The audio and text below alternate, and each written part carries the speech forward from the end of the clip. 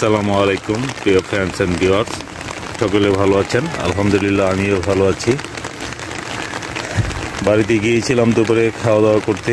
খাওয়া দাওয়া শেষে একটু বিশ্রাম করে এখন আবার বাজারের দিকে রওনা হয়েছি।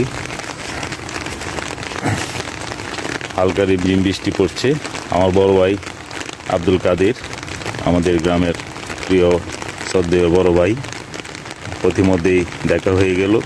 ওনাকে দেখে খুব ভালো লাগছে। প্রায় বেশ কয়েকদিন যাবৎ বড় ভাইয়ের সাথে দেখা হয় না, আসলে টাইমিংই মিলে না, এই জন্য হয়তো বা মিলে না। যাই হোক, ভাগ্যচক্রে আজকে দেখা হয়ে গেল। তো ভাই, বৃষ্টির দিনে আপনি কোথায় যাচ্ছেন এখন? বৃষ্টির দিনে একটু বাজারে দরকার ছিল, বের হতেই হচ্ছে। আর বৃষ্টিটা তো আসলে একটা আনন্দের।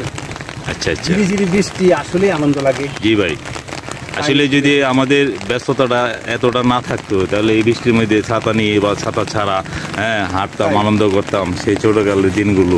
আসলে এই বৃষ্টির এই রিমঝিম শব্দে আসলে এগুলো স্মৃতি মনে পড়ে, তাই না? যদি টিনের, আমাদের যে থাকার ঘর যদি টিনের চাল হয় তখন কিন্তু আরো মজা লাগে, আরো আনন্দ লাগে।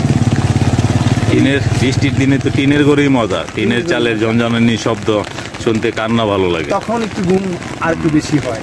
তো ঠিক আছে, ধন্যবাদ বড় ভাইকে আমার এই ভিডিওতে সময় দেওয়ার জন্য। ভালো থাকবেন সকলে।